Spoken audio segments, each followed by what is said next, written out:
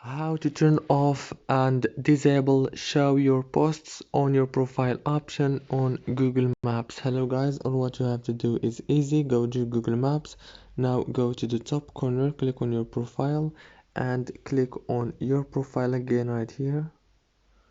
Now on this page, this is my profile. All what you have to do is click on edit profile and now click on profile and privacy settings right here.